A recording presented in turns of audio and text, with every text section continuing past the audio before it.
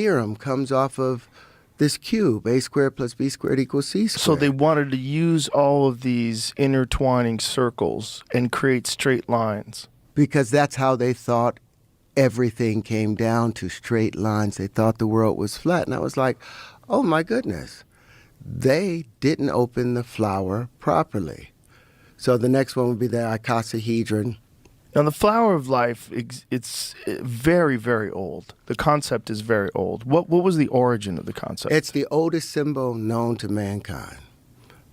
It's believed that it was Anki, the brother of Enlil, if you go by the Emerald Sumerian tablets. text. The Sumerian text, that was the one that created mankind. But also the Emerald Tablets of Thoth. Now, Emerald Tablets have been around for a long time, but there were different translations of it. This was a channel translation that was done by a guy by the name of Dorial.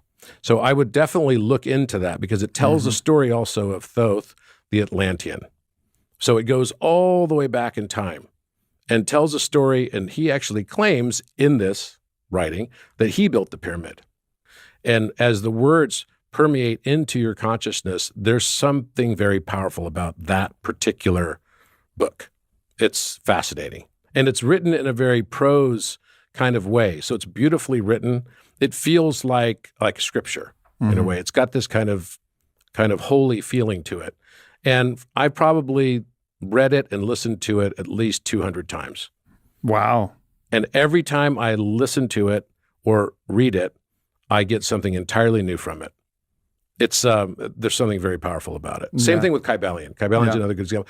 The Hermeticum is also another one that is worth reading. It's a short book, and it's a reiteration of a lot of these principles that have been passed down generation after generation, sometimes through sort of hidden secret society type stuff. It's hidden so that it can be found. So the reason why the first of the Hermetic principles is mentalism. It's so core to understanding all the rest. Each stacks on each other. And when you realize that, then you start realizing that every experience that you have is not just happening to you, it's actually happening for you. Whether you're conscious of it or not is up to you. You may not be aware of it until later on. And we just think that the world's happening to us. Oh my gosh, something bad happened. Oh, life is difficult. Woe is me. I'm a victim, blah, blah, blah.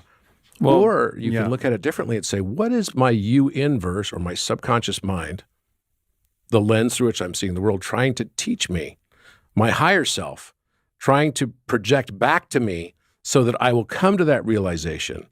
You know, you could go to school for years and years and years and study the didactics, but until you experience it in some sort of a role play that you believe is actually real, you haven't really fully learned it. And so often people will say, well, what does all this stuff mean? You know, how does this help or save the whales? Or how does this save deforestation or whatever? Well, if you actually study further into this, you'll realize that what we judge will just continue to be projected back to us. So in a way, when you start to really go down this rabbit hole of, okay, I'm going to be an advocate for this, that, or the other thing, by your own judgments of those things. Especially advocate against. Yeah, exactly. You will only perpetuate those things. It's the hammer and nail situation. And that comes out of all of this, you know, understanding of the Hermetic principles. And I think that's why it's so powerful for me. Join the Lazy Millionaire Club today and learn to relax and let the universe do the work for you.